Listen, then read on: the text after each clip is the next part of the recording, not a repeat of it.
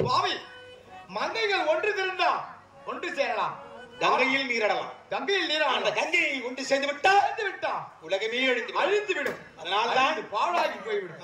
உண்மைதான் சுவாமி. அதனால் விலகெடுக்கு பகலே இல்லையா? தடையேதும் சொல்லாதே கண்ணு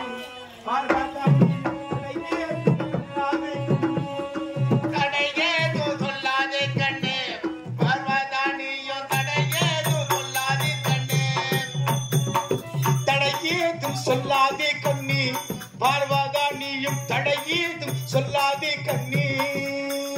அப்படியா? கடை கெடுபல்லல் கற்கும் காரணம் நானே கண்ணி. கடை கெடுபல்லல் கற்கும் காரணம் நானே கண்ணி. தடனியும் சொல்லாமலே நீயும் தந்தருவா. தடையேதும் சொல்லாதே கண்ணி பார்வாதா நீயும் தடையேதும் சொல்லாதே கண்ணி. தடை வரைக்காமல் விலகோடு பார்ப்போம். சுவாமி, சொல்வதை கேளுங்கள். போக வேண்டாம் சுவாமி. சின்னம் சீரி வாயது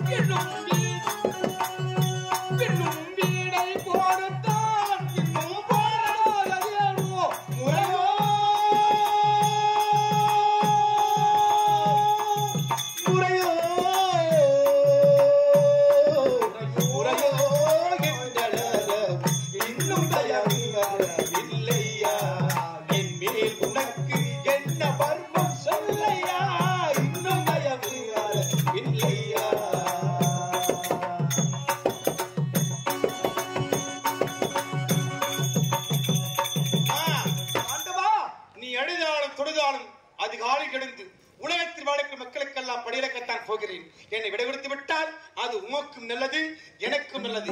இந்த உலகத்திலே யாரும் பெற முடியாத அற்புதமான சேவையோடு இது அமர்ந்து கொண்டிருக்கிற மக்களுக்கெல்லாம் இரண்டே இரண்டு கண்கள், ஆண்டவா, இரண்டு நேத்திரம்.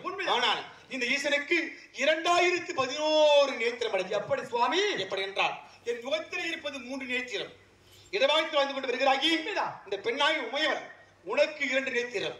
என் ஜடாவத்தில் கொடுக்கின்றிருக்கிறாள் கங்கா தேவி. உண்மைதான். அந்த கங்கா தேவிக்கு 2 நேத்திரம். உண்மைதான். அது மட்டும் இல்லாமல் நிர்வாண கோலத்தில் இருக்கின்ற தெரிந்து. உண்மைதான். இதோ இந்த புலித்தோலை அணிந்து கொண்டிருக்கின்றனே, இந்த புலித்தோலுக்கு 2 நேத்திரம். அது மட்டும் இல்லாமல் முதலிலே சொன்னேன் அல்லவா, இந்த மான் ஏந்திவன் ஈசன், அந்த மானுக்கு 2 நேத்திரம். உண்மைதான். அதோடு சேர்த்து இது கழுத்தில் சுற்றி கொண்டிருக்கிறது 1000 சிரம் படைத்த ஆதிசேஷன். அந்த ஆதிசேஷனுக்கு 2 நேத்திரம், சிரத்துக்கு 2 நேத்திரமாக 1000 சேத்திரத்தோடு இதோ 2011 அகிலாண்டு கோடி ஆளுகின்ற ஈசனே திருவடி போற்றி போற்றுகின்ற உண்மைதான். எல்லா மக்களும் போற்றுகிறார்கள்.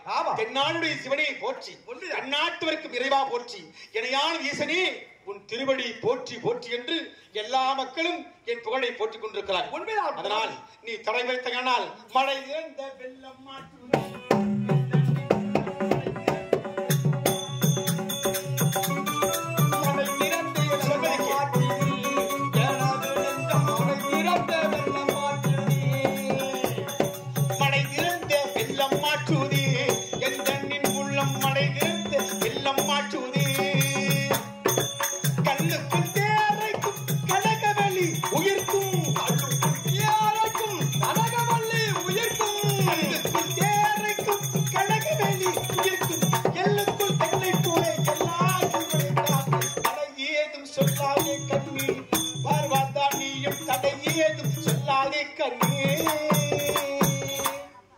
தடை உரைக்காமல் விட்டுவிட்டார்.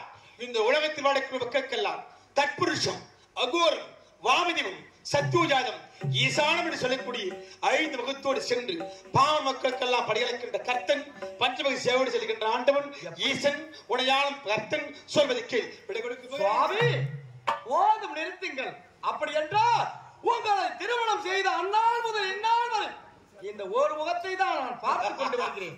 நீ மட்டுமல்ல, இது அமர்ந்து கொண்டிருக்கிற 33 கோடி தேவருக்கெல்லாம் உண்மைதான், யாரும் காண முடியாத திருக்கோலம். ஆமாம், அந்த பஞ்சமுக சேவை இதுவரை யாருமே பார்த்தது கிடையாது. நானே பார்த்தது கிடையாது என்றுதான் நீயே கேள்விப்படுகிறாய். உண்மைதான் சுவாமி. அப்படி சேவையை கேட்டவனே ஏதோ சொல்ல வேண்டும் துடிக்கிறாய். சுவாமி, இந்த ஒரு முகமே இவ்வளவு ஒரு பிரகாசத்தோடு அடகென்றால் முருகன் என்று சொல்கிறார். உண்மைதான். முருகன் என்றால் சிவன் என்றால் ஒன்றுதான். உண்மைதான் சுவாமி.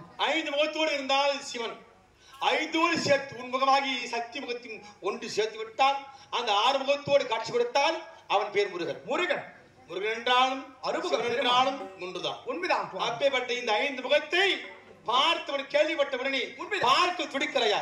சொல்வதை கேள் வேண்டாம், சொல்வதை கேள் வேண்டாம். சுவாமி, உங்களுக்கு கட்டளையிடவில்லை.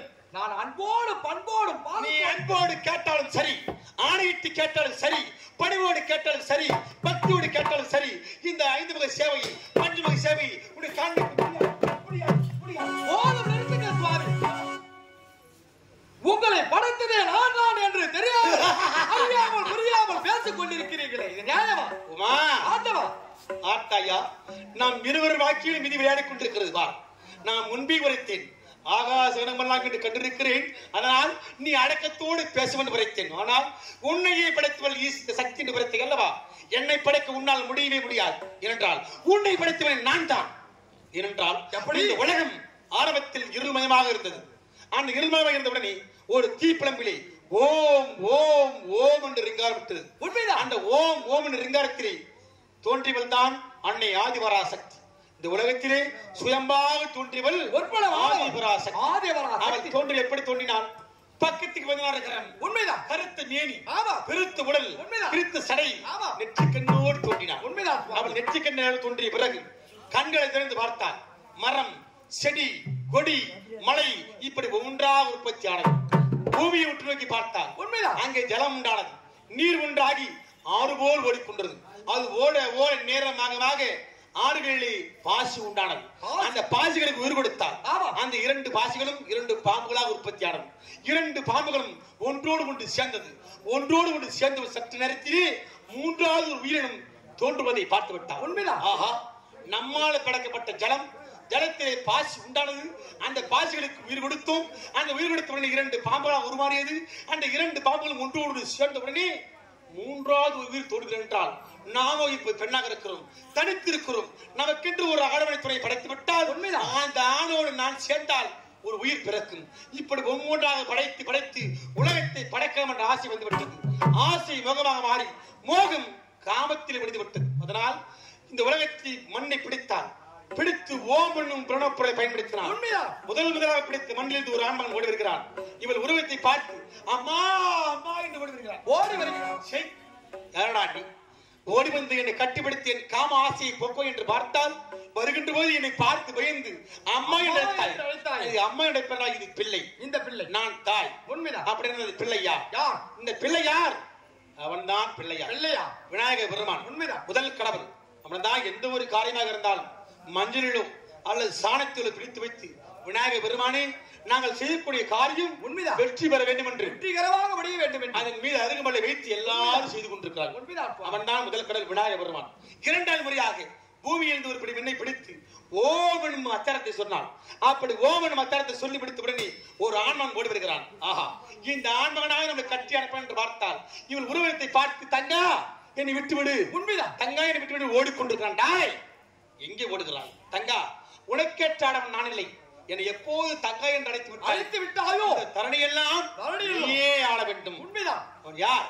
அவன் தான் சங்கு சக்கரம் கதை கட்கம் பாண்டுபடி சொல்லக்கூடிய பஞ்சாயுத பாணி திருப்பார்களில் விட்டுக்கூடியவன் அவன் தான் ஆதிசேஷன் படுத்துக் கொண்டிருக்கின்ற நாராயணன். உண்மைதான்.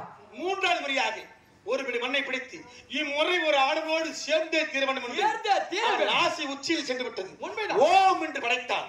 அவள் சொல்லி வடிக்கும் உணவனே ஆயிரம் ஆயிரம் ஜடாபரத்தோடு பெண்ணே என்று நான் தோற்றினேன். வருகின்ற போது இந்த ஆண்டவன் நம்மளை பெண்ணில் எடுத்துக்கின்றான். அப்படி என்றால் இவன் தான் நமக்கு சரியான ஆணவன் என்று என்னை கட்டிடைக்கு ஓடி வந்தான். அவள் நெற்றிக்கண் வெப்பம் என்னால் தாங்க முடியாமல் பெண்ணை நில், உன்னோடு நான் சேர வேண்டும் என்றால் உன்னோடு பிறந்த அந்த நெற்றிக்கண் பெயர் கெடுத்து இந்த ஆடவனாக ஈஸ்வருக்கு தர வேண்டும் என்று கட்டளை விட்டுடனே தன்னோடு பிறந்த நெற்றிக்கன்று அறுவை அறியாமல் உண்மைதான் அதன் பெருமை புரியாமல் காமத்துக்கு அணுகி அடங்கி நெற்றிக்கண் பெயர் தெரித்திற்கு தந்தார். நெற்றிக்கண்ணை பெயர் தெரித்து தந்தவுடனே நெற்றிக்கண் இழந்திடத்தில் உதிரம் ஆறுபோல் ஓடியது. நான் பார்த்து நம்மளை படைத்தவள் இவள். உதிரம் ஓடிக்கொண்டிருக்கிறது. பூமியை தொட்டு சிறிது மண் எடுத்து நெற்றிலே ஆக்கி வெட்டி நான் நெற்றிலே தொட்டு வைத்த இடம்தான் வட்ட பொட்டாக மாறினார். அதனால்தான் திருமணமான பெண்கள் கணவன் உயிரோடு இருக்கும் வரைக்கும் குங்குமத்தை நெத்திலே சூடி கொண்டிருக்கார். ஆனால் இப்ப யாரும் குங்குமத்தை வைக்கிறதே கிடையாது. அதெல்லாம் ஸ்டிக்கர் போட்டுதான், எல்லாம் வட்டப்பட்டுதான். ஆமா, ஒரு கணவன் அதிகாலை எழுதி முடிக்கின்ற முகமாகப்பட்டது தன்னோட மனைவி முகமாக தான் இருக்கணும். அதனால்தான் பின் தூங்கி முன்னெடுவாள் பத்தினி. எப்படி சுவாமி? எல்லாருக்கும் உணவு கொடுத்து விட்டு எல்லா வேலையும் முடித்து விட்டு எல்லோரும் தூங்கிய பிறகுதான் ஒரு திருமணமான பெண் போய் தூங்க வேண்டும். அதே பெண் எல்லோரும் எழுவதற்கு முன்பாகவே முன்னாடி எழுந்து முதலாக ஒரு பெண் தூங்கி எடுத்து விட்டால் மாட்டினுடைய சாணத்தை தொட்டு எடுக்க வேண்டும்.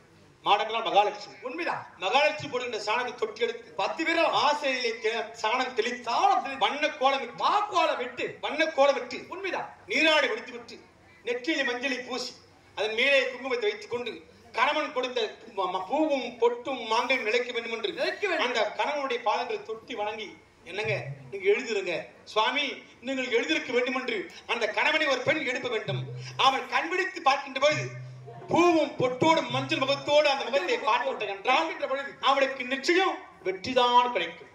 அப்படி அந்த வட்ட பொட்டாக மாறிவிட்டது. இரண்டாவது முறையாக உச்சந்தலிருந்து உதிரம் வந்து கொண்டிருக்கிறது. உண்மைதான். இந்த உகழகை எடுத்து மேலே அழித்தினேன். உதிரம் நின்று விட்டது. அதனால்தான் ஒரு குழந்தை பிறக்கும் பொழுது இந்த உச்சி மூடாமலே இருக்கிறது. உண்மைதான். மூன்றாவது முறையாக யோனி வழியாக உதிரம் வந்து கொண்டிருந்தது. நான் பார்த்தேன், பெண்ணே இப்போது உன் உடல் அசுத்தமாக இருக்கிறது. உன் உடம்பிலிருந்து உதிரம் ஆறாக போய் கொண்டிருக்கிறது. உண்மைதான். அதுதான் பெண்களுக்கு மாதாந்தோறும் மாதவிடாய் என்று சொல்லக்கூடிய 3 நாள். அப்படி இந்த மாதவிடாய் என்று நிற்கிறதோ அன்று நீ வர வேண்டும், நான் உன்னோடு சேர வேண்டும் என்று வரைத்தேன். 3 நாள் கழித்து ஓடி வருகிறார். ஆடவனே, நீ சொன்னது போல் உதிரப்போக்கு நின்று விட்டது, இப்போது என்னோட வா சேர்கிறேன். உண்மைதான். அப்படி அழைத்தவுடன் நான் பார்த்தேன், நம்மளை படைத்தவள் இந்த பெண். அப்படி என்றால் நமக்கு தாயோடு மகன் சேர்ந்தால் அது தவறு என்று நான் மூளைக்கு வேலை கொடுத்து அவள் கொடுத்து நெற்றிக்கடை திறந்து பார்த்து என் நெற்றிக்கண் வெப்பம் தாங்க முடியாமல் அவள் சாம்பலான உடனே அந்த சாம்பல் மலை போல் குவிந்தது. அந்த மலை போல் குவிந்த சாம்பலை 3 பங்காக பிரித்தேன். இச்சாசக்தி, கிரியாசக்தி, ஞானாசக்தி என்று 3 பங்காக பிரித்தேன். அந்த இச்சாசக்தி என்று சொல்லக்கூடிய சாம்பலை உற்று நோக்கி பார்த்த பிறகு ஆதிவர சக்தி வதம் செய்து சாம்பலை பார்த்ததால் பார் வடை பார் வதை பார்வதி பார்வதி பெண்ணாக நீ தோன்றினாய். சுவாமி, என்னை ஏற்றுக்கொண்டு இடமாகவும் தாருங்கள் என்று கேட்டாய். இப்போது உன்னை ஏற்றுக்கொள்ள முடியாது. பிறகு எப்போது சுவாமி? பூலோகத்திலே மீனவளத்தில் பிறந்திருக்கிறான் இமமான் என்று சொல்லக்கூடிய பர்வதராஜ மன்னன். அவனுக்கு நீ மகளாக பிறக்க வேண்டும். நீ பார்வதியாக அங்கு பிறந்து விட்டால் நான் பூலோகம் வந்து உன்னை மனமுடித்து இந்த கைலிக்கு மலை கொண்டு வந்தேன். அப்படி கொண்டு வந்து இடமாக கொடுத்திருக்க ஈசன் அப்பேற்பட்ட உன்னை படைத்தவன் நான், என்னை படைத்தவன் நீயா? மூடு உன் வாய். விடை கொடுக்க போகிறாய் இல்லையா? பாவை, அந்த பஞ்சபோக சேவையை நான் பார்த்தாக வேண்டும். ஓ, இத்தனை முறை சொன்ன பிறகும் ஒரு முடிவோடு தான் இருக்கிறார். கணவன் வார்த்தையை கேளாமல் இன்று தினத்தில் நான் பார்த்தே தீர்வேன் என்று முடிவோடு இருக்கிறார் அல்லவா? அதனால் எனக்காக இல்லாவிட்டால் உனக்காக எனக்காக இந்த உலக மக்களுக்கெல்லாம் பணியிலிருந்து முடித்து விட்டு வருகின்ற பொழுது நீ ஆசைப்படுகிறாயே பஞ்சமுக சேவை, அப்படி அந்த பஞ்சமுக சேவையோடு வருகிறேன். அப்படி ஆனால் ஒன்று சுவாமி, ஆனால் ஒன்று என்றால் அதில் 1000 அர்த்தங்கள் அடங்கி இருக்கும் அல்லவா? நிச்சயமாகவே என்னுடைய பஞ்சமுக சேவையை நீ பார்த்த பிறகு அதனால் வரக்கூடிய லாபமும் நஷ்டமும் இன்பமும் துன்பமும் அனைத்துக்கும் நீயே பொறுப்பு. அப்படி என்றால் எதுவாக இருந்தாலும் அத்தனைக்கும் நானே பொறுப்பா? சுவாமி, இந்த உமையால் நான் பார்த்துக் கொள்கிறேன். பெண்ணாக பிறந்து விட்டோம், ஈசனுக்கு இடவாக சமைத்துக் கொண்டிருக்கிறோம் என்ற தானன்ற ஆணவத்தோடு இதுவாக இருந்தாலும் நான் பார்த்துக் கொள்கிறேன் என்று சொல்லி இருக்கிறார். ஆனால் இந்த உலகத்தை எல்லாம் மாற்றி படைக்கின்ற ஈசன், உன்னை ஆளுகின்ற ஈசன் நான் பார்த்தே கொள்வேன்.